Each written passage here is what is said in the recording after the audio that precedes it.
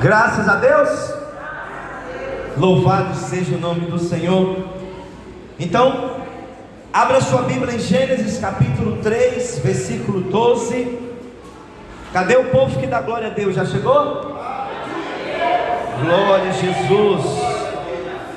Aleluia. Você realmente está animado para aprender mais a palavra do Senhor? Oh, glória. A palavra do Senhor, amados, ela traz paz, direcionamento, cura, instrução. Ela traz à existência aquilo que não existe, no nome de Jesus, né? Glória a Deus. Então Gênesis capítulo 3, versículo 12, diz assim a palavra do Senhor: disse o homem: foi a mulher que me deste por companheira, que me deu do fruto da árvore e eu comi. Disse o homem: foi a mulher que me deste por companheira, que me deu do fruto da árvore e eu comi. Oremos uma vez mais. Maravilhoso Senhor, Pai amado, como nós nos alegramos em estar na Tua presença. Como nos alegramos, Pai, de estarmos na Tua casa. Pai, nós não viemos aqui com outro propósito a não ser ouvir as batidas do Teu coração. Pai, fique à vontade para falar aos Teus filhos nessa hora.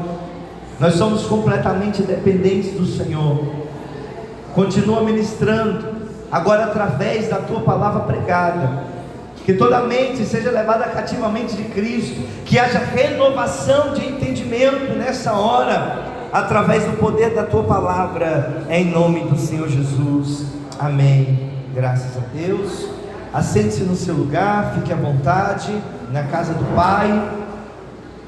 Esse é o lugar que Ele escolheu para nos abençoar na noite de hoje. Amados, nós temos tido a graça de Deus de durante 3 anos estarmos de maneira mais objetiva e mais concreta discipulando pais através da Conexão Pater. É muito comum nós vivenciarmos experiências a respeito da revelação da paternidade de Deus nas nossas escolas missionárias. Inclusive aqui nós temos pessoas que já participaram do imersão com a gente e participaram um pouco dessas ministrações. E desde 2013, vivenciando diversas experiências nesse sentido, a respeito da paternidade de Deus. Em 2020, quando eu estava exatamente aqui nessa igreja, que ainda era no prédio antigo, foi quando há uma virada de chave, e Deus nos orienta para que este assunto viesse a sair das 4 paredes de uma escola missionária de sistema de internato, para que todos nós pudéssemos de fato compreender a profundidade que é esse nível de relacionamento para com Deus, tendo Ele como nosso Pai, não só por uma simples informação, porque informação, todos nós, ou todo cristão, até mesmo aquele que não conhece o Evangelho de Cristo Jesus, ele vai até dizer que todos nós somos filhos de Deus, ou que Deus é o nosso Pai. Isso é apenas uma informação. Mas a grande questão não é ter esse tipo de informação, não é ter esse tipo de conhecimento. A grande questão é vivermos de fato como filhos desse Pai maravilhoso. Porque muitos estão dentro da igreja, têm até mesmo uma boa conduta cristã, mas estão distantes de Deus como Pai. Achamos até que sim, Ele é Deus, Ele é poderoso, Ele é soberano, Ele é extraordinário, Ele pode tudo, mas Ele não é simplesmente Deus, Ele é mais do que isso. Ele é Pai, Ele é o nosso Pai. Tivemos nesse final de semana um treinamento chamado Trilha de Alcance, e das diversas experiências que temos tido nos treinamentos, nas práticas evangelísticas, nas observações, nós falamos sobre muitas coisas. Quando estamos evangelizando alguém, quando estamos falando de Jesus para alguém, nós falamos de muitas realidades. Mas qual é a maior vantagem de nós entregarmos a nossa vida a Jesus?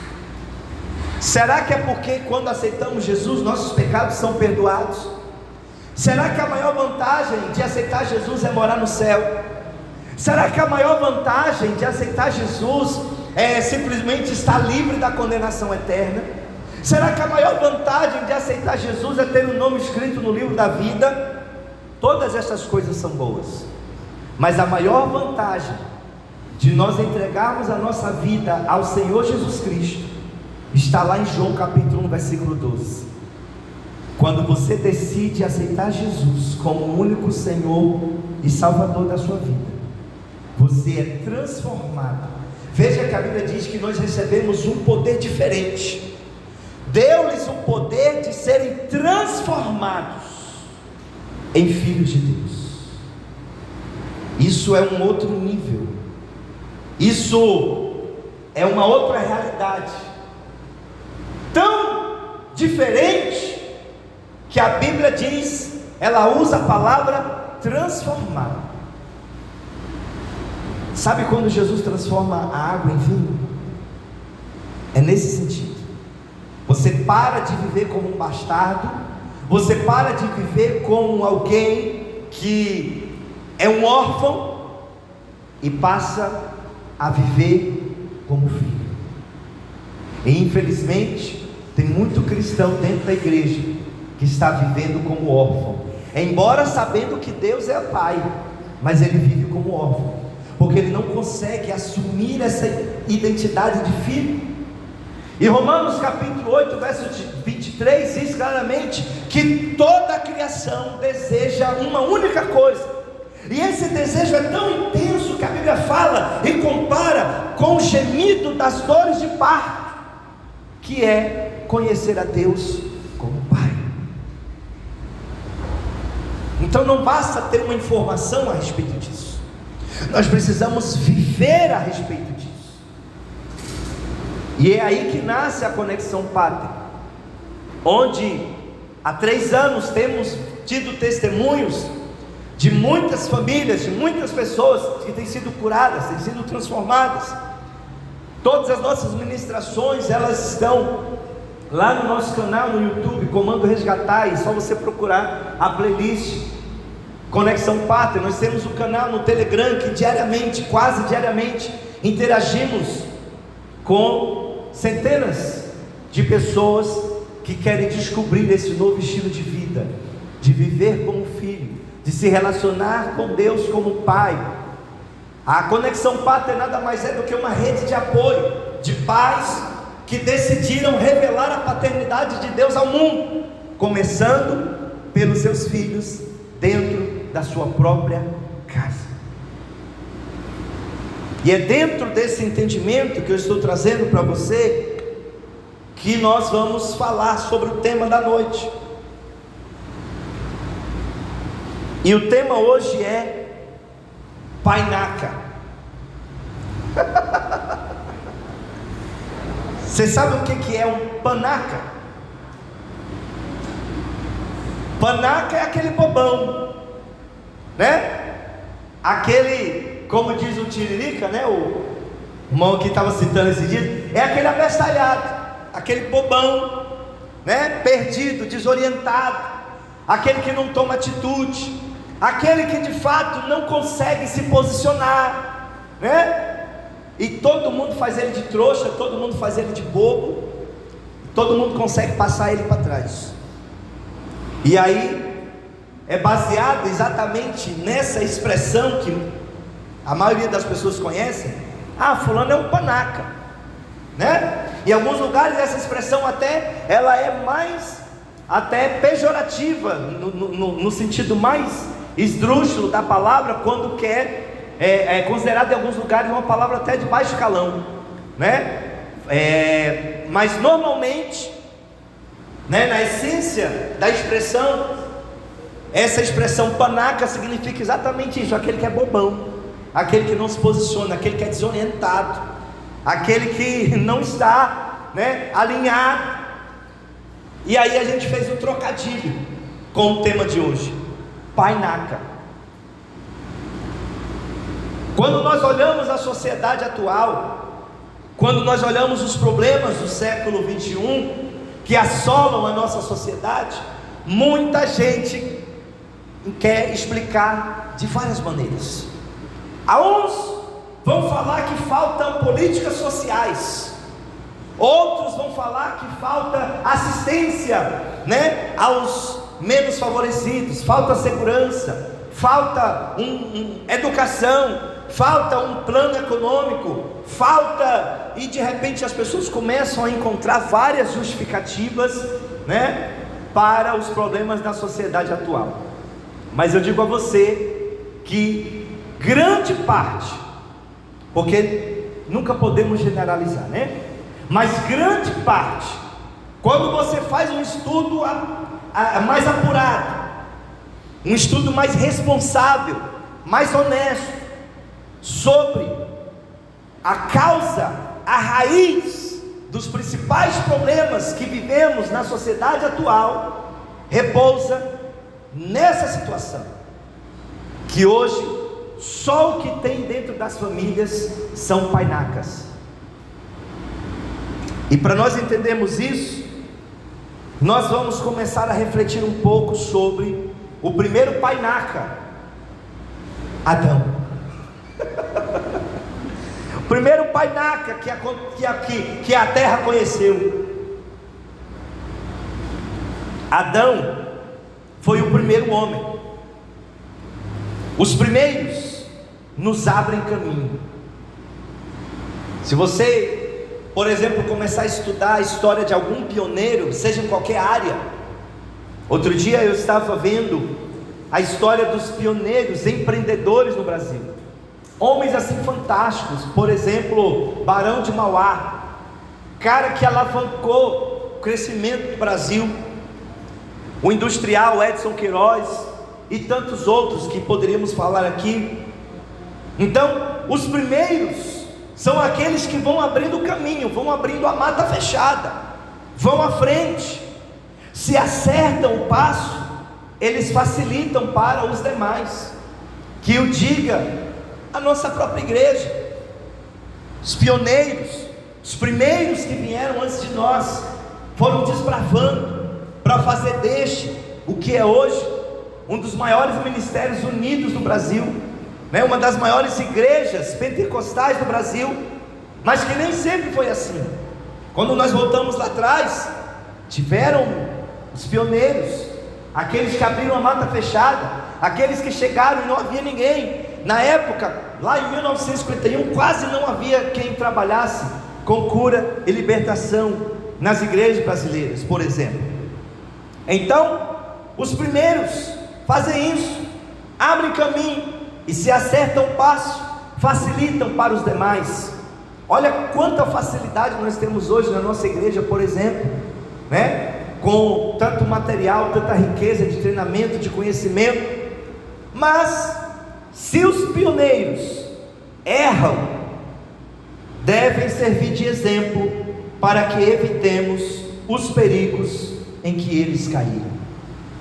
E não é novidade para ninguém que Adão caiu.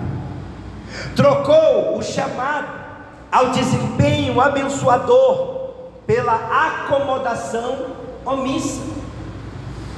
Deus, quando cria Adão, entrega a ele a responsabilidade para que ele pudesse progredir, abençoando, para que ele fosse uma fonte de bênção, ele fosse um instrumento abençoador.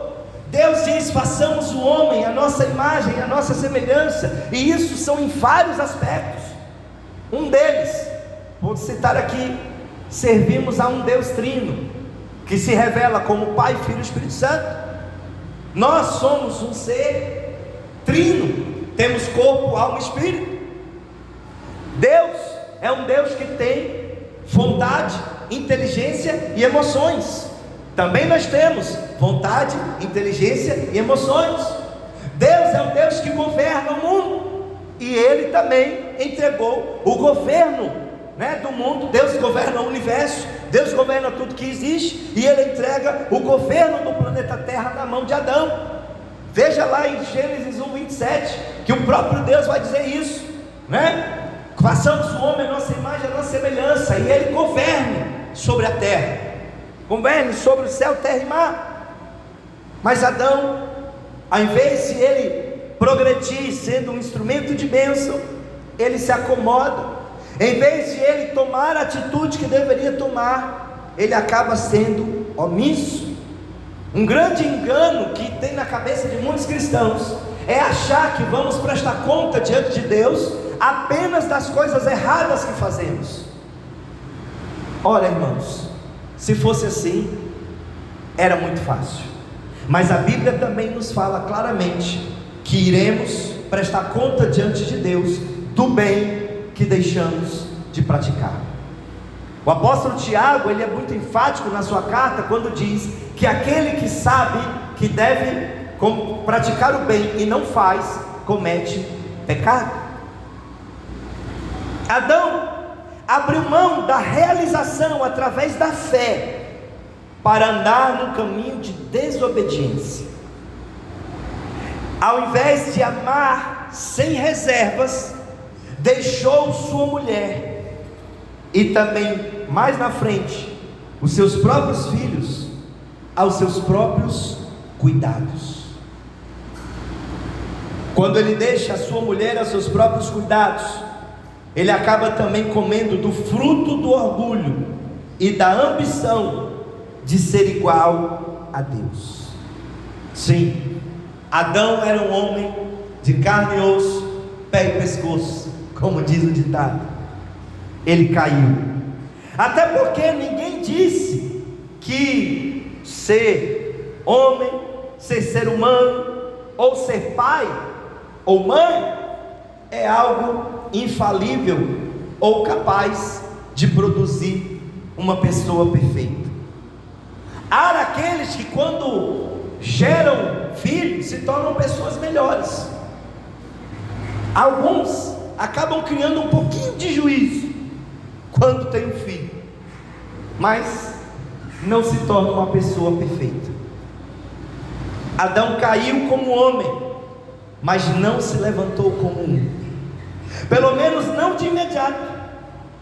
A diferença entre as pessoas não é se umas caem e outras não. A diferença está no tempo em que levam para se levantarem. Essa é a diferença. A queda pode acontecer com qualquer um. A questão é se você vai permanecer caído ou se você vai decidir se levantar. E isso diz muito sobre o nosso relacionamento com Deus, especificamente. Quando você era criança, você não nasceu andando, correndo para qualquer lugar. Você começou a engatinhar. Aí daí a pouco você começou a se atrever a se levantar, dar os primeiros passos, e certamente você caiu. Toda criança que está aprendendo a andar, cai. Só que por que você hoje é um adulto, é um jovem, é um adolescente que anda, corre, pode até pegar uma bicicleta, sair no meio do mundo, no carro, uma aeronave? Por que você hoje se locomove facilmente para qualquer lugar? Porque lá atrás, quando você era uma criança que estava aprendendo a andar, que você caiu, você não ficou caído, você decidiu se levantar. Infelizmente as pessoas na sua caminhada com Deus, na sua caminhada cristã, quando acontece a queda, muitos não se levantam, acham que não vale a pena se levantar, acham que não vale a pena tentar acertar, acham que é melhor ficar caído. Apocalipse 3:11 nos diz: guarda o que tu tens, para que ninguém roube a tua coroa.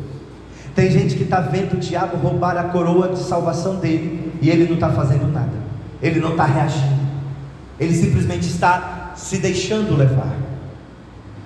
A queda de Adão foi real e dolorosa, mas o Pai Celestial lhe deu oportunidade para se posicionar de uma outra forma. Quando Adão cai, o Pai chega para ele, mas ele não chega trazendo uma violência física, ele não chega dando um esporro, fazendo um barraco, uma briga, que é isso que muitos pais fazem quando os filhos erram. Eles espancam, eles agridem com palavras, eles xingam, armam uma confusão grande. Mas quando o Pai Celestial chega, olha como ele faz. Ele pergunta: Adão, onde você está? Não é que Deus não soubesse onde Adão se encontrava, mas o Pai Celestial desejava que ele se apresentasse voluntariamente, porque o melhor caminho para a resolução de conflitos, principalmente entre pais e filhos, é o diálogo. Isso também vale para marido e mulher. O melhor caminho, e é isso que nós vemos o Pai Celestial fazer. Ele não chega dando um esporro e ele... Não, ele chega abrindo o diálogo. Adão, onde você está? Olha o que é uma atitude de um pai amoroso, que sabe usar a palavra certa na hora certa. Depois ele pergunta: quem lhe disse que você estava nu? Porque Adão estava escondido, né? De novo, o Pai Celestial estava dando a oportunidade para o homem caído, para que ele pudesse contar o que houve, para que ele pudesse assumir o seu próprio erro, confessar. Já parou para prestar atenção a dificuldade que o ser humano, de uma maneira geral, ele tem para assumir o seu próprio erro? Na maioria das vezes vai tentar se justificar. Não, eu saí da igreja, a culpa foi do pastor Helder, que não falou comigo quando fui para o culto. Não, eu agi dessa maneira, a culpa foi de fulano que me levou a fazer isso. Interessante isso, né? Que Deus, o Pai amoroso, ele chega para o seu filho Adão, perguntando: quem te disse que você estava nu? Dando a ele a oportunidade de ele contar o que tinha acontecido, de ele confessar.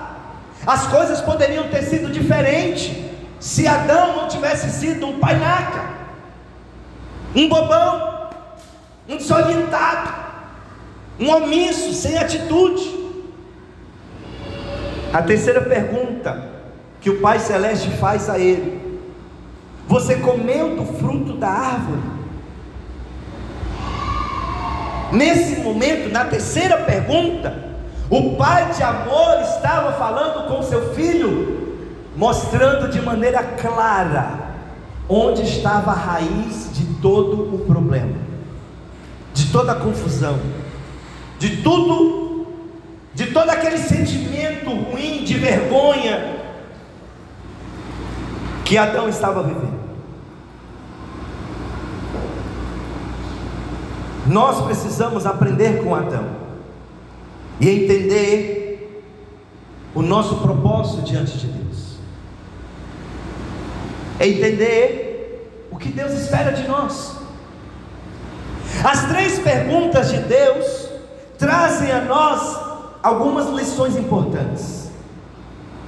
A primeira é que cedo ou tarde o Pai Celestial pedirá contas ao homem. Você já parou para pensar nisso, homens que me ouvem? Quem comeu o fruto primeiro? Eva. Por que Deus não vai procurar Eva, reclamar com Eva? Ele vai procurar quem? O homem.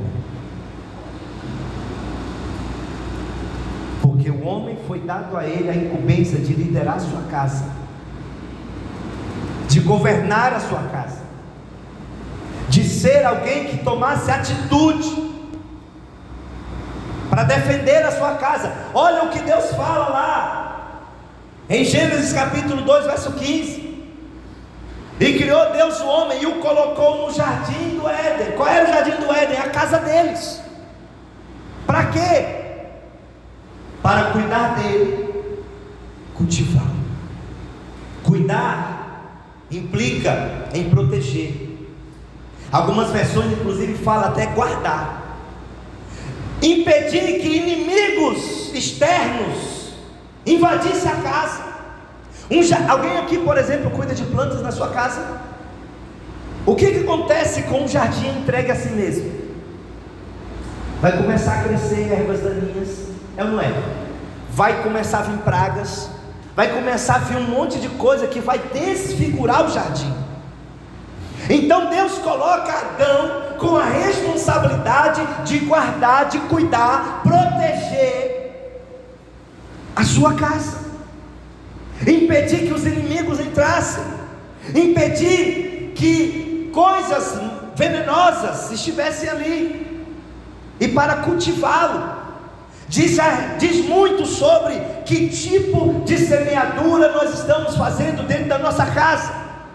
Muitas vezes queremos a bênção de Deus sobre nossos lares, mas a nossa boca semeia maldição dentro da nossa casa. Esquecemos de semear amor, esquecemos de semear humildade, de semear compreensão, de semear compaixão, de semear gratidão. Esquecemos de semear a palavra de Deus em nossas casas. É muito comum um pai ensinar o seu filho a torcer pelo time que ele torce, mas ele não ensina a adorar o Deus que ele adora. É muito comum o pai ensinar o filho a profissão que ele tem, mas não ensina ele a orar como deveria orar, cultivá-lo. Que tipo de semente, pai, você está lançando dentro do seu lar? E Adão, infelizmente, não faz nada disso. E quando Deus vai prestar contas, Ele chama primeiro Adão. Muitos inclusive acreditam, existe uma linha teológica que muitos acreditam inclusive, que vai ser necessário, é inerente à masculinidade e à paternidade ocupar o primeiro lugar na fila no dia do juízo. Muitos, com outras bases bíblicas, falam muito a respeito disso. Não só em Adão, você vai ver, por exemplo, o sacerdote Eli. Você vai ver outros casos de pais da Bíblia, que Deus chega a eles para cobrar, porque a sua casa está bagunçada. Você não vai ver Deus cobrando isso das mães. Deus vai ver isso vai ver Deus cobrando isso dos pais. Deus chega para o sacerdote Eli e fala claramente: olha, você foi infiel. E quem era Eli? Um baita de um crente, mas na casa dele, ele era um fracasso. Você vai ver isso, Deus cobrando isso de Davi. Deus não vai cobrar isso lá da Betseba, Deus vai cobrar de Davi. Olha a responsabilidade. É interessante que quando Jesus ele está no ventre de Maria, ainda sendo gerado, o anjo chega para José e diz: tu te ajeita, cabo. Você está querendo fugir? Vai lá e recebe a mulher. O que dela está sendo gerado, Deus tem propósito. Então, são vários contextos bíblicos que dão base para que muitos possam crer de que os homens, os pais, estarão em primeiro lugar na fila do juízo. E por que isso? A Bíblia diz muito claro: porque o homem foi criado com o propósito de liderar e tomar a iniciativa. 1 Timóteo 2, versículo 12 e 13. Eu não vou entrar aqui no mérito do contexto da igreja, mas só para você ter a ideia sobre o contexto familiar. Quando Paulo diz: não permito, porém, que a mulher ensine nem use de autoridade sobre o marido, mas que esteja em silêncio, porque primeiro foi formado Adão, depois Eva. E aí vem o feminismo bugar a cabeça da mulherada. Não, mas essa história, né, de que o homem é que lidera, que a mulher tem que ser sujeita, mas isso está no passado. O princípio de Deus não muda, meu querido. Veja que aqui muitos usam inclusive esse texto de maneira equivocada, falando que a mulher não pode ser pastora, a mulher não pode pregar na igreja. Aqui não está no contexto de igreja, ele está falando no contexto de família. Na família, o homem tem a iniciativa para ser o líder da família, para ser o pastor da casa, o sacerdócio do lar. Só que infelizmente, só o que tem hoje dentro das famílias são painacas e mulheres com espírito de Jezabel.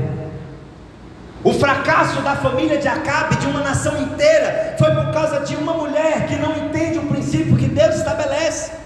Veja que Paulo, ele não está dizendo que a mulher não pode exercer autoridade sobre outros homens. Ele está dizendo que a mulher não pode exercer autoridade sobre o seu marido. Então não tem nada a ver com pastoreio, com a obra missionária, não tem nada a ver com isso. Ele está falando de ordem familiar. Se alguém aqui, por exemplo, é empreendedor e você tem um sócio, você vai entender isso muito fácil. É fácil você entender isso no mundo dos negócios, mas as pessoas não entendem isso dentro de casa. Preste atenção. Se você tem um sócio no seu negócio, os dois sócios precisam trabalhar juntos para o crescimento da empresa, sim ou não? Se um sócio ficar dando prejuízo, a empresa vai falir. Um sócio é mais importante do que o outro? Não, os dois sócios fazem a empresa funcionar, só que é necessário ter uma ordem dentro da empresa, sim ou não? Tem o executivo, tem o gerente, tem o funcionário, não é todo mundo. Então, a mulher em nenhum momento é inferior ao homem. Pense agora dentro da família. Marido e mulher são sócios que precisam fazer a família funcionar, dar certo. E para que dê certo, tem que haver uma ordem. E essa ordem não tem nada a ver com quem é melhor, com quem é pior, mais importante não. É apenas uma ordem para que as coisas possam caminhar. As mulheres precisam entender isso. Você não é inferior aos homens. Homens, você precisa entender isso. Você não é melhor do que as mulheres. Apenas Deus decidiu organizar dessa maneira. Poderia ter sido ao contrário, mas Deus, na sua soberania, organizou dessa maneira. Criado para o desempenho corajoso, o homem deve apresentar-se rapidamente. Ele foi abençoado com o privilégio de realizar, então ele deve apresentar os frutos de sua mordomia. Haverá prestação de contas daquilo que Deus entregou nas nossas mãos. Isso diz respeito à mordomia cristã. Então, como você está administrando o seu tempo? Como você está administrando o seu dinheiro? Como você está administrando os seus talentos? Todo cristão vai prestar conta dessas coisas a Deus. Não é meu dinheiro, não é minha casa, não é meu carro, é aquilo que Deus colocou na minha mão para me administrar. E por que não é meu? Porque quando eu morrer eu não vou levar nada. Deus me deu uma família, então eu preciso zelar por ela, proteger ela. O desempenho corajoso faz com que o homem deveria apresentar-se rapidamente na resolução dos problemas. Mas o que muitos temos visto são homens omissos, homens que se escondem nos afazeres, e as mulheres carregam a casa todinha nas costas. As mulheres acabam carregando a casa todinha nas costas. Por quê? Porque o cara acha que a função dele é só colocar pão em cima da mesa. Ele não acha que ele tem que suprir com amor, ele não acha que tem que suprir com educação. Aliás, tem alguém da área da psicologia aqui? Você pode entender exatamente o que eu estou lhe falando. Muitos problemas de comportamento com as crianças e adolescentes. Muitas vezes as pessoas chegam e falam assim: esse menino não tem mãe não? Que menino mal criado, cadê a mãe desse menino? Mas deixa eu te falar, que a ciência já constatou que a culpa do mau comportamento é do pai e não da mãe.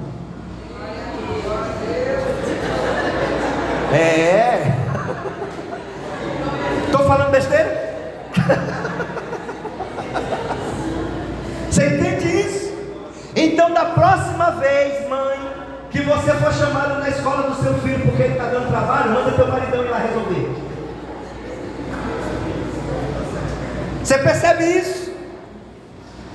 Hoje estão querendo tratar várias situações, por exemplo, déficit de atenção, hiperatividade. Estão tentando tratar os meninos com remédio tarja preta. E essas coisas não se resolvem com remédio de tarja preta, se resolve com o pai presente. Precisamos entender isso. Onde é que Adão estava, pelo amor de Deus, quando ele começou a ver a serpente galanteando Eva? Onde é que ele estava? Talvez estava dormindo, talvez estava jogando videogame, talvez estava jogando futebol, né? Ele deveria se apresentar para resolver os problemas, mas a maioria dos homens, dos pais, chega e fala assim: mulher, resolve lá. Ele foi abençoado com o privilégio de realizar, e deve apresentar os frutos de sua mordomia, prestar conta. E isso, gente, isso é tão sério que isso reflete até no ministério. Olha o que Paulo vai orientar lá nas cartas pastorais, 1 Timóteo, 2 Timóteo e Tito. Convém que o diácono, convém que o pastor, o bispo, aquele que está no ministério, governe bem a sua casa, para depois poder tomar parte das coisas de Deus. E aí o negócio está tudo bagunçado hoje, está tudo baldeado. Chamado para amar sem reservas. Adão deveria responder pelo compromisso de fidelidade e dedicação, que estão implícitos a todo o desafio de amor. Adão era tão dedicado que nem percebeu que a Eva estava sendo seduzida pela serpente. O amor nos faz se dedicar. O amor nos faz a não nos escondermos, ainda que queiramos. É interessante que Emil Brunner escreveu o seguinte: o âmago do ser homem é a responsabilidade, e a responsabilidade é a essência da humanidade. Onde é que Adão estava quando começou a briga entre Caim e Abel? Não sei.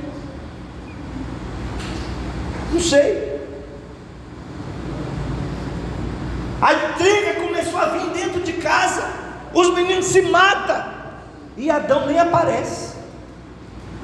É uma coisa tão incrível que a Bíblia nem fala a respeito de Adão lamentando o assassinato. Quem vai lamentar é a Eva. Cadê o Adão para dar amparo emocional para a mulher nessa hora? Sei lá. Acho que ele estava conversando com os boi, com o jacaré, sei lá onde é que Adão está. Você está entendendo o que é o panaca? Aquele cara que não toma atitude de nada, deixa a vida me levar, a vida leva eu, e o pau está quebrando, está tudo desmoronando, ele não está nem aí. Ele poderia ter aprendido a lição lá atrás com a Eva, mas não, ele repete o mesmo erro com os filhos. Ele não resolve o problema dos filhos. Ele não ensina para Adão, aliás, Adão não ensina Caim e Abel como que se adora a Deus. Você vai ver que o Caim vai adorar a Deus de maneira equivocada. Cadê o pai que não orientou? Cadê o pai que não instruiu?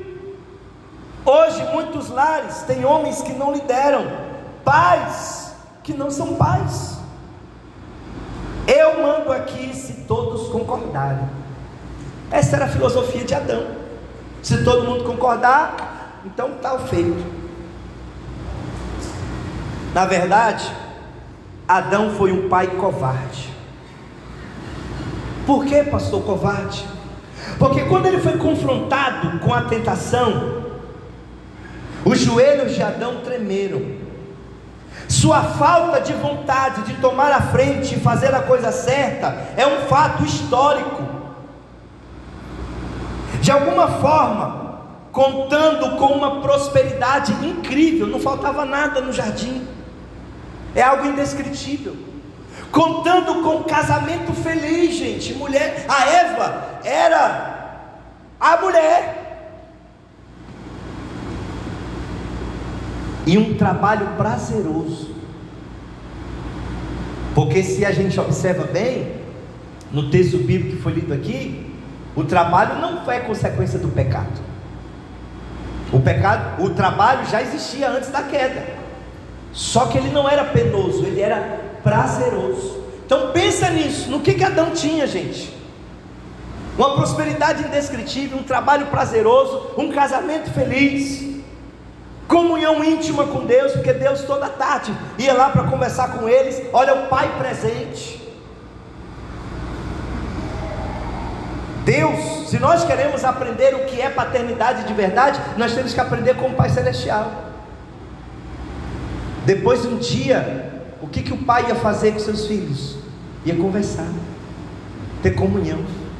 Infelizmente hoje, depois do dia inteiro de trabalho, os pais não conversam com os filhos. Quem conversa com os filhos são os amigos das redes sociais. Eu estou cansado. Olha o Pai Celestial, como é que ele fazia. Todos os dias a Bíblia fala claramente, ao cair da tarde, o Pai Celestial ia dar atenção para os seus filhos. Não interessa o que você tem de fazer, seus filhos são mais importantes, seu casamento é mais importante. Eu estou falando isso porque tem pessoas aqui que não têm filhos, tem pessoas aqui que são solteiras, poderão ter uma família algum dia. Então nós temos que observar isso. É impressionante. A minha esposa está aqui, eu estou falando de algo que não é que eu vim aqui querer dar uma de super, não, é algo que eu também tenho que me disciplinar. Ela sabe disso. Nas viagens missionárias, quando chega em casa, está cansado, quer descansar, mas o que acontece? Eu vou dar atenção para o nosso filho, é o tempo dele, é o momento dele. Depois que ele vai dormir, aí é o momento da rainha, né? Mas é uma disciplina, é um esforço, faz parte da dedicação do amor sem reservas. Mas Adão, mesmo dispondo de todas essas coisas, ele não teve firmeza para dizer não, não teve coragem de confrontar a serpente e denunciar o blefe dela. Adão nem foi capaz de advertir a sua esposa de que ela estava cometendo um erro fatal. Sabe, não, para não ter confusão, me dá um pedaço dessa fruta aí, Eva, também. Aí pronto, né? Olha o que é um panaca. Para evitar uma confusão, ele preferiu causar um destroço. Ele não confrontou. A serpente não confrontou a Eva. A lápide de Adão, se é que teve alguma, poderia até inclusive estar escrito a seguinte frase: aqui jaz um condescendente. O que é uma pessoa condescendente? É aquele que cede às vontades e opiniões alheias, ainda que não sejam coerentes com seus próprios princípios. Eu vou fazer, né, para não desagradar. O cara está pecando, está indo contra o princípio de Deus, mas para não ter confusão, ele prefere ficar quieto. É alguém que é incapaz de permanecer firme nos seus princípios. É um panaca. É assim, pais, que queremos ser lembrados pelos nossos filhos? É assim que queremos ser lembrados pelas próximas gerações?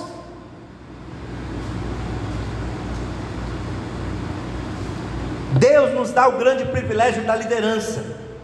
Ele nos equipa com ferramentas para dirigir e servir, com recursos para estabelecer alvos e com experiência para sermos exemplos. Não é que nós vamos ser autoritários, ditadores, porque tem homem que não entende o que é liderar, né? Ele acha que liderar é chegar para a mulher e dizer: cala a boca, quem manda aqui sou eu. Não tem nada a ver com isso. Isso é abuso de autoridade. Veja o que o apóstolo Pedro fala: pastoreie o rebanho de Deus, não como sendo dono deles, mas sendo servo deles. Olha que coisa interessante. A autoridade, ela não se estabelece com imposição, mas principalmente pelo exemplo. Principalmente pelo exemplo. Veja, Jesus não impôs nada a ninguém. No entanto, Marcos capítulo 1 e diversos outros textos vai dizer que todo mundo se admirava de Jesus. Por quê? Porque era alguém que tinha autoridade e ensinava como quem tem autoridade, diferente dos fariseus. Gritavam, impunham, obrigavam o povo, e Jesus não, ele ensinava pelo exemplo. Isso gerava autoridade, fazia Jesus ser respeitado. Não adianta nada você mandar teu filho orar se teu filho não vê você orando. Não adianta nada você mandar teu filho vir para a igreja se você não vem junto. Não adianta nada você mandar seu filho ler a Bíblia se ele não te vê lendo a Bíblia, se você não lê junto com ele, se não existe um culto doméstico dentro de casa. Você é o pastor da sua casa. Você precisa ser o primeiro a convidar a sua família para levantar um trono de adoração dentro da sua casa. Precisa ser o primeiro a trazer a sua família na presença de Deus, na igreja, diante do altar. Mas tem homem que, se a mulher não trouxer ele pelas orelhas, ele não vem. Ele prefere ficar em casa. Estou cansado, hoje é dia de futebol e não sei o quê. Nós temos a oportunidade de cuidar de nossa família, de corrigir com amor e dirigi-las assim como Deus nos dirige. O que temos com essa oportunidade, aliás, o que fazemos com essa oportunidade, não terá impacto apenas sobre nossa família, terá também efeitos sobre gerações futuras. Pergunte isso para Adão. O que nós fazemos em nossas casas, com nossas famílias, não tem impacto só com a nossa família, mas com gerações futuras. A falta de atitude de Adão, a omissão de Adão enquanto marido, enquanto pai, foi um desastre, e até hoje a gente sofre as consequências. E isso tem respaldo bíblico. Veja o que o Pai Celestial fala, por exemplo, lá em Êxodo capítulo 20. Ele vai dizer: olha, eu sou Deus zeloso, que visito a maldade dos pais dos filhos até a terceira e quarta geração, mas faço misericórdia daqueles que me amam até 1000 gerações. Olha como é sério. O que você faz hoje vai abençoar ou amaldiçoar as gerações futuras. O Salmo 112 fala também muito claro sobre isso. Bem-aventurado é o homem que teme ao Senhor, porque haverá riqueza dentro da sua casa, a sua justiça será lembrada constantemente, e a sua descendência será uma descendência poderosa na terra, de homens e mulheres de Deus. Leia o Salmo 112, medite isso. O que você faz ou deixa de fazer hoje vai abençoar ou amaldiçoar as gerações futuras. Não use máscara, nem os seus métodos, use o direcionamento de Deus. A segunda lição que aprendemos no fracasso de Adão é que Deus sabe quem é o homem. Não há máscaras que o possam enganar. De nada serve o homem lançar mão de adereços que ocultem as suas vulnerabilidades e lhe favoreçam o desempenho. De quem você tem medo? A quem você quer agradar exatamente? Quem lhe diz que está nu e precisa cobrir-se? Olha que coisa interessante. Adão, quando viu que estava nu, o que ele vai querer fazer? Resolver do seu jeito, se cobrir com roupas de folhas. Quando você quer fazer as coisas do seu jeito, só piora. Só piora. Deus chega para Adão e diz: ei, meu filho, roupa de folha não serve. Sem derramamento de sangue não há remissão de pecado. O que Deus faz? O que o Pai faz? Um cordeiro tem que morrer, um sangue tem que ser derramado, e a pele do cordeiro, o sacrifício do cordeiro, é que vem para cobrir as vergonhas. Você está começando a entender isso aqui, né? Essa mesa, pois é, roupa de folha não cobre as nossas vergonhas. Não são os nossos métodos, não é o nosso mérito que vai nos levar à salvação. Sem derramamento de sangue não há remissão de pecados. Olha o que é o Pai amoroso, O pai amoroso não é aquele que diz sim para tudo, não é que deixa o filho fazer o que quer, é o pai que disciplina com amor. Deus permitiu com que o seu filho Adão, com que sua filha Eva sofresse as consequências do seu erro, isso é disciplina. Mas Deus não os abandona, o pai dá uma saída de escape. Isso é correção, é oportunidade de fazer o certo. O pai vai para Adão, vai para Eva e diz: vocês erraram, vocês pecaram, vão sofrer as consequências, vão sofrer a disciplina, mas existe uma saída. Através do sacrifício do cordeiro, vocês vão começar a acertar as coisas. Através do sacrifício do cordeiro, você pode fazer o certo. Isso é um pai de amor.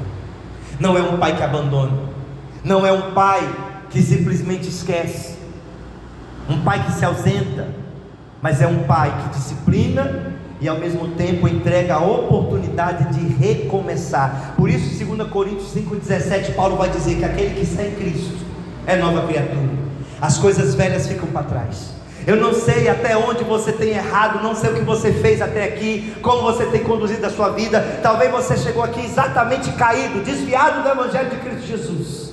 Mas hoje, o Pai te dará a oportunidade de, através do sacrifício do Cordeiro, você recomeçar. Você começar a acertar a sua vida. Você começar a ajustar aquilo que está fora do lugar. Não importa. Deus não ficou jogando na cara de Adão o erro dele. Não. Ele simplesmente diz: você errou, vai sofrer a consequência, mas existe uma saída. Eu vou matar um cordeiro, e o sacrifício do cordeiro vai cobrir as suas vergonhas. Do teu passado já não me lembrarei mais, porque sou eu mesmo. Oi?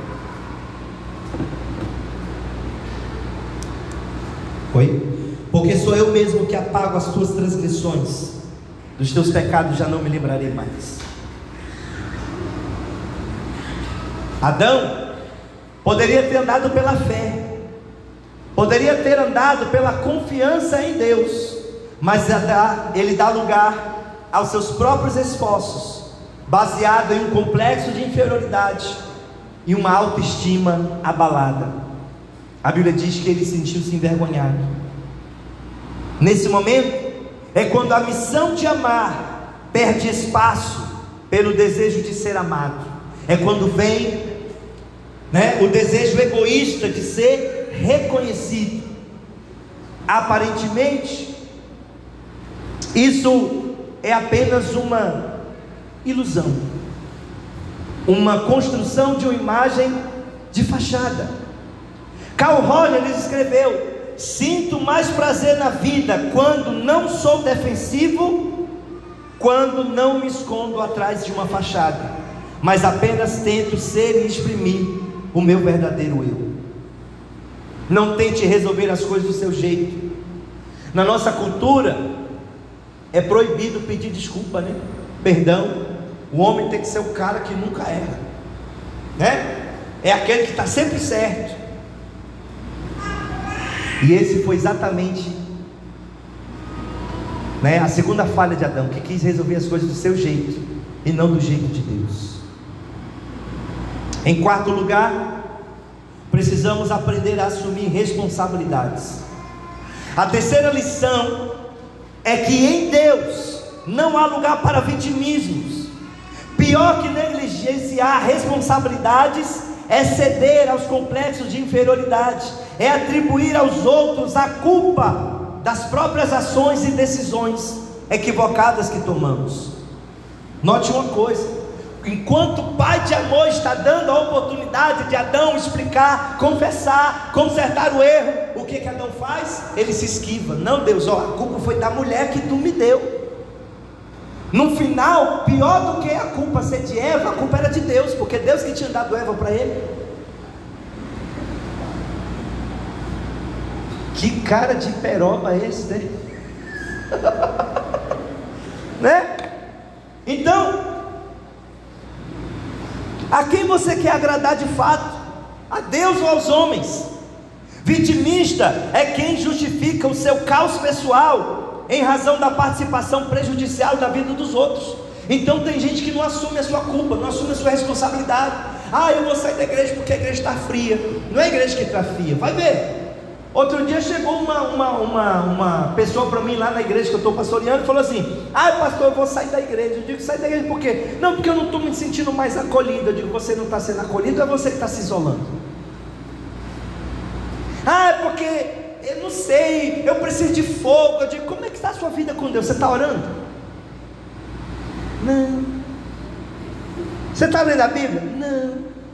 Então não é a igreja que está fria, você que morreu espiritualmente. A pessoa não assume que ela está mal com Deus, que ela está negligenciando, e ela fica encontrando desculpa, sabe? Machado de Assis chama esse tipo de homem de choraminga, que é o pior estilo de vida, é do choraminga, que se deita na margem do rio para ficar reclamando, lastimando, simplesmente porque o rio está correndo. Para o vitimista, se não fosse os outros, ele estaria melhor, ele não seria tão complicado, né? Ele não seria tão negativo. Não, a culpa, né, é de fulano, a culpa é de cicrano, a culpa nunca é dele, sempre é dos outros. O vitimista é assim.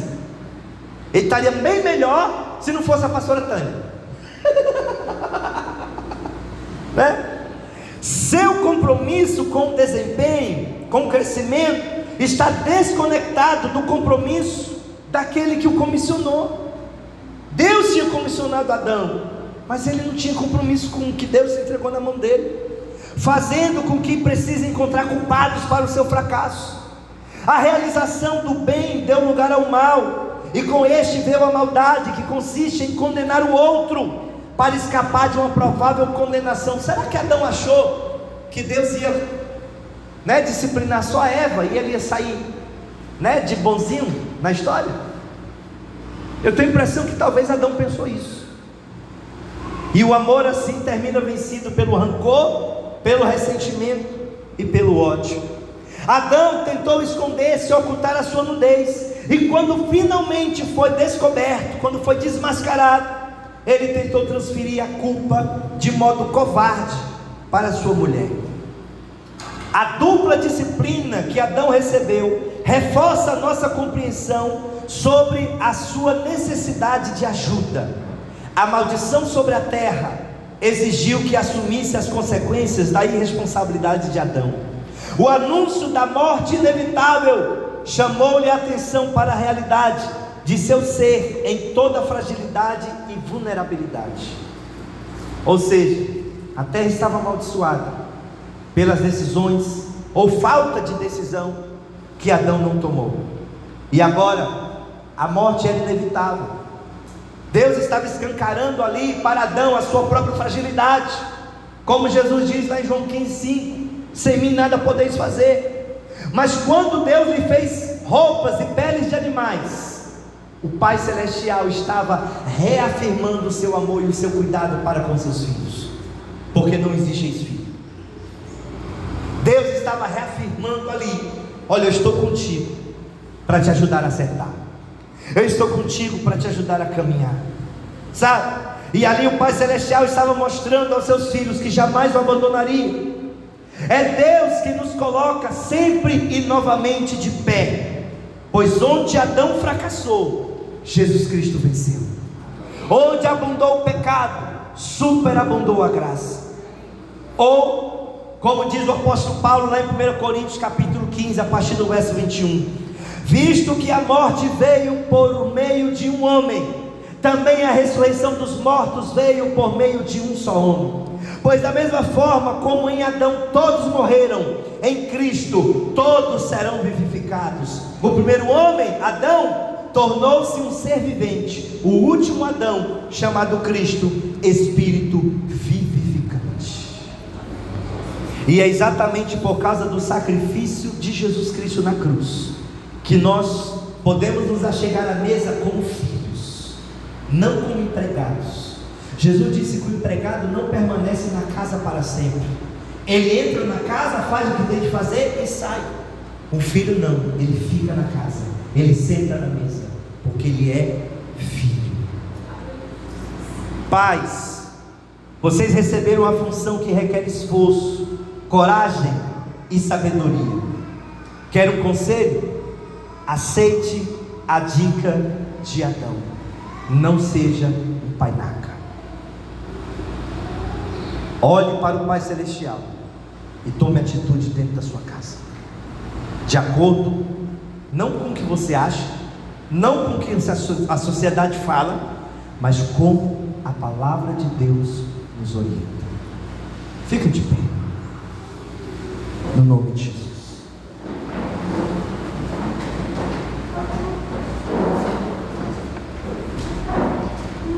Eu não sei como você tem vivido a sua vida, eu não sei como você tem administrado o seu lar, a sua casa, mas uma coisa eu posso te dizer: que o Pai Celestial está aqui para te levantar. O Pai Celestial está aqui para te reerguer, para te dar a oportunidade de você fazer o correto. Talvez você se sinta culpado, você já errou tanto, já fez tanta coisa ruim, que você acha que não vai ser mais aceito diante de Deus, ou na presença de Deus. Mas o Pai Celestial tem roupas de pele para te dar hoje, cobrir as suas vergonhas, através do sacrifício do Cordeiro. Feche os teus olhos. Antes de nós passarmos a participar da mesa do Senhor hoje, eu quero orar por você. Mas antes de eu orar por você, eu queria que você entendesse uma coisa, de olhos fechados. Se você sente que precisa se levantar, eu queria que, se você puder, venha aqui na frente, porque eu vou orar por você. Se você não tem se relacionado com o Pai Celestial como deveria, venha aqui na frente, porque eu quero orar com você. Se você não tem entendido, mesmo sendo um crente, mas você não tem entendido que você é filho, e que você precisa talvez até perdoar o teu pai aqui na terra, porque lembre-se disso: teu pai aqui na terra pode ter sido o pior pai que você pode imaginar, mas saiba de uma coisa: sabe por que ele foi um mau pai para você? Porque certamente ele não conhecia o Pai Celestial. Porque se ele conhecesse o Pai Celestial, certamente ele teria sido o melhor pai que você pudesse ter. Então, se você verdadeiramente está nessas condições que eu falei, que você precisa pedir perdão ao seu pai, ou perdoar o seu pai, ou que você precisa inclusive pedir perdão para o teu Pai Celestial, pelo estilo de vida que você tem levado, vem na frente, porque eu quero orar por você.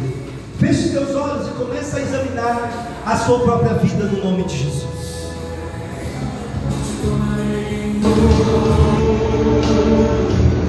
Novas vestes te darei,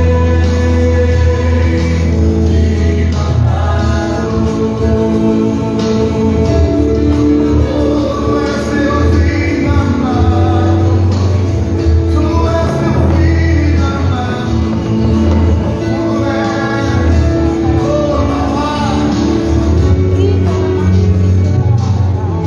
ouça o Senhor dizer: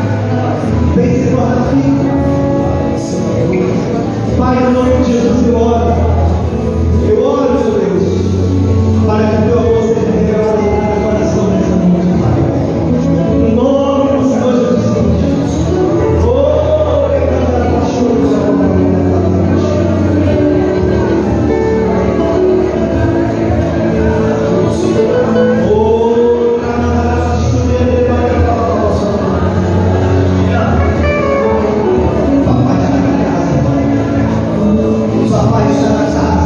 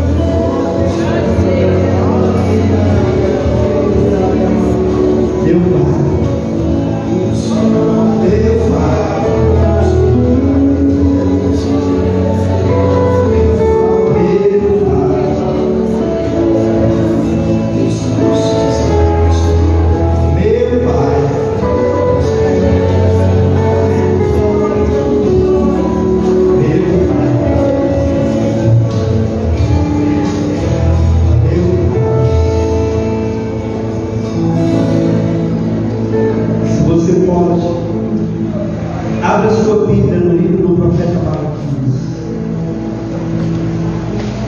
capítulo 4, versículo 5. Nós vamos agora nos assentar à mesa com o Pai, a Santa Ceia do Senhor. Eu quero ler 2 textos nessa noite com vocês. Malaquias, capítulo 4, último livro do Antigo Testamento.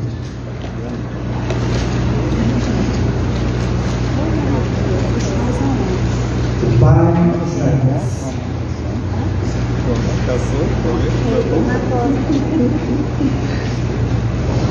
Olha o que está escrito, versículo 5: Eis que eu vos enviarei o profeta Elias, antes que venha o grande e terrível dia do Senhor.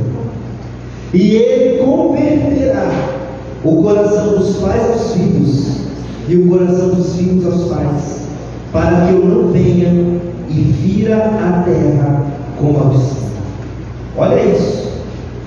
E ele converterá o coração dos pais aos filhos, e o coração dos filhos aos pais, para que eu não venha e fira a terra com maldição. Você começa a entender por que é que temos vivido um caos na sociedade atual. Você começa a perceber isso. Por que a terra tem sido amaldiçoada? Porque os filhos estão separados de seus pais, estão apartados de seus pais. Há muros de separação que têm sido construídos dentro dos lares. O segundo texto está no Evangelho de Lucas, capítulo 1, versículo 15.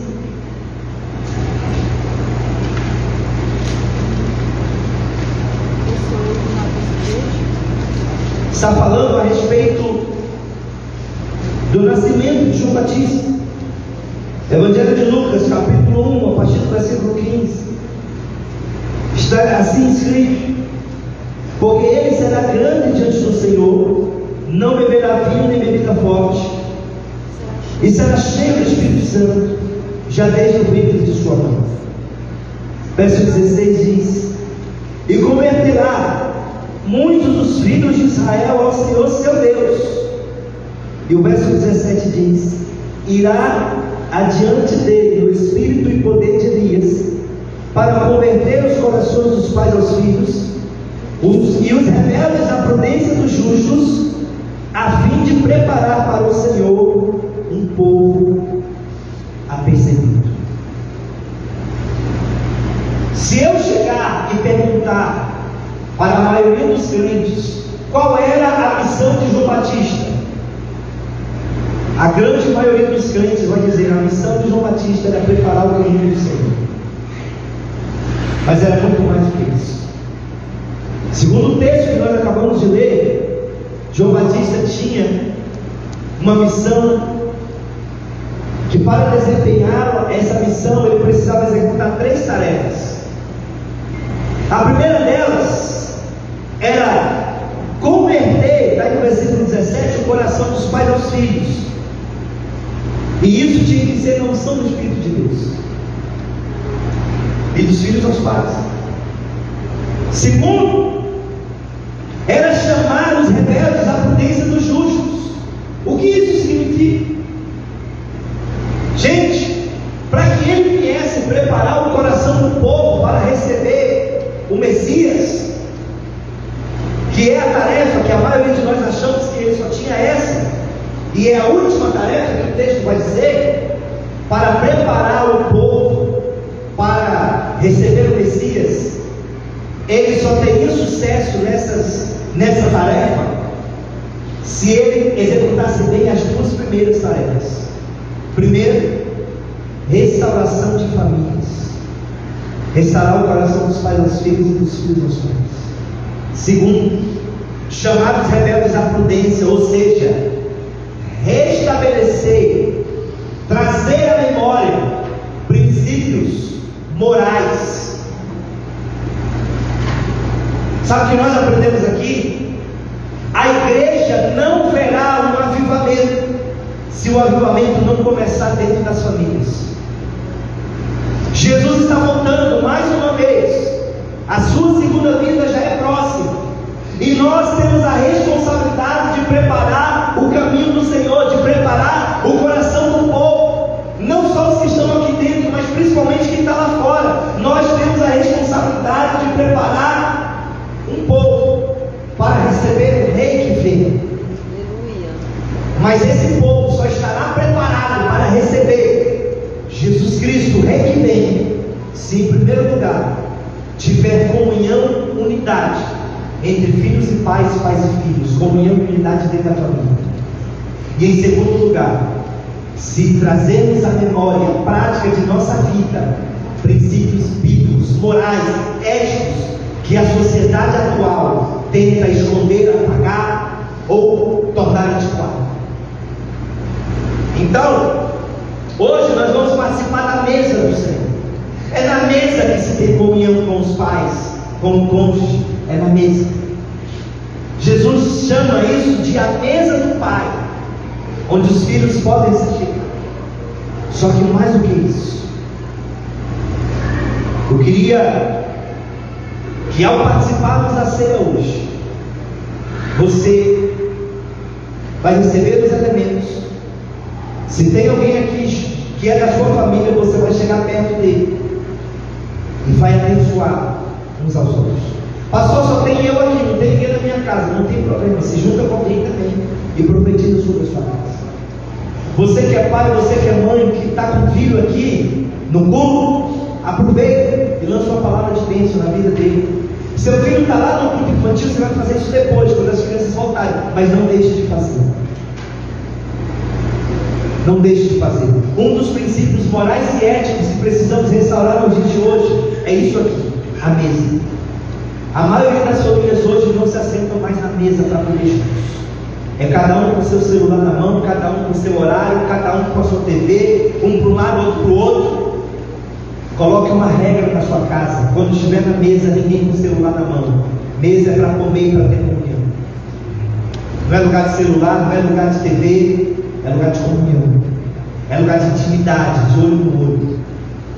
E por isso eu comecei falando sobre o nosso relacionamento restaurado com o Pai Celestial, porque essa é a mesa do Senhor, e nós podemos nos aproximar dessa mesa com filhos, para termos comunhão com Ele. Você entendeu isso?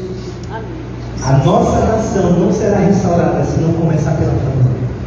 A igreja não verá avivamento se não começar pela família. As maldições da sociedade atual são quebradas quando as nossas famílias começam a ser restauradas.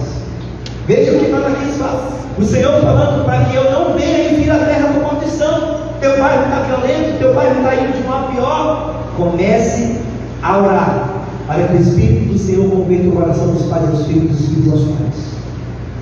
Comece a trazer de volta os bons costumes, que o coração dos rebeldes seja chamado à justiça, e assim nós teremos um povo preparado para receber o Senhor.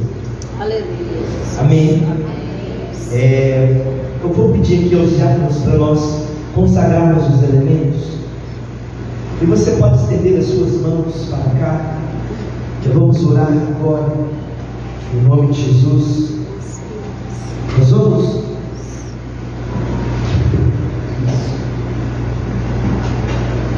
levantar essa bandeja maior, e a diaconisa está aqui levantando essa outra bandeja maior também, e vocês estendem as suas mãos para cá e vamos orar agora em nome de Jesus. Pai, nós te louvamos pelo teu amor indescritível. O Pai tanto nos amou que deu o seu Filho primogênito, para que todo aquele que nele crê não pereça, mas tenha vida eterna. E por causa do sacrifício daquele que era Filho unigênito, agora primogênito, agora nós podemos ser também chamados filhos de Deus. Muito obrigado, Senhor, por essa filiação que podemos ter. Consagramos agora estes elementos: o pão, que é símbolo do teu corpo, que foi moído por nós. A tua palavra nos diz que pelas suas pisaduras nós somos curados.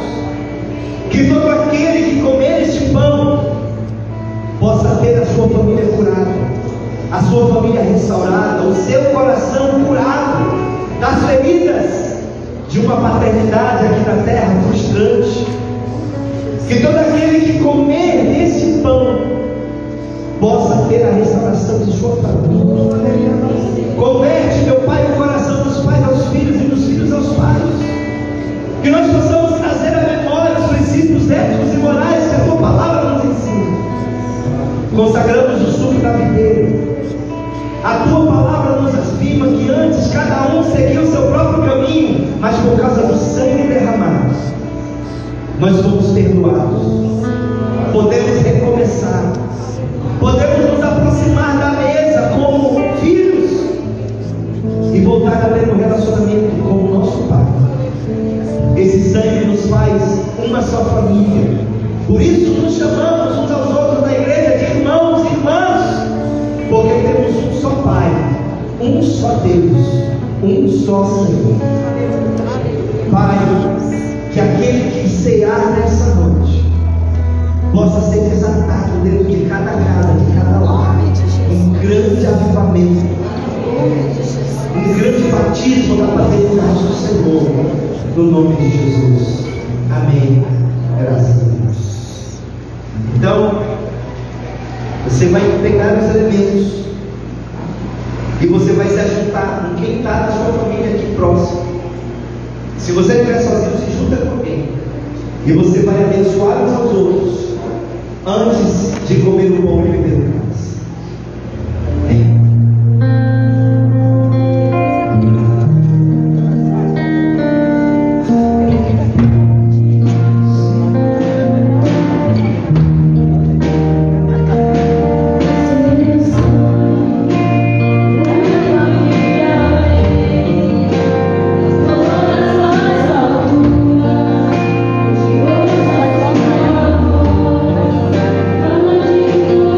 Oh,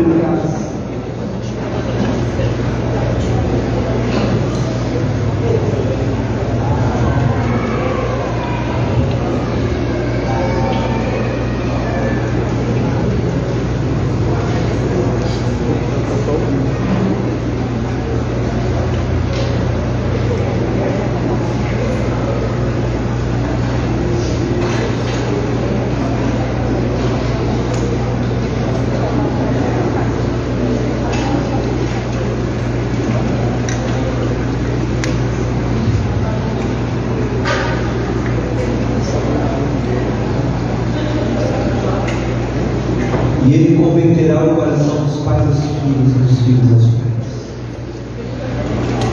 Pai, em nome de Jesus, eu oro para que o Senhor abençoe cada família que está aqui representada. Enche, meu Deus, os pais, as mães, o espírito de sabedoria, para que possam, ó Deus, instruir a sua casa, para que possam instruir a sua família, segundo a palavra de Deus, segundo a tua vontade, segundo o teu querer. Meu Deus,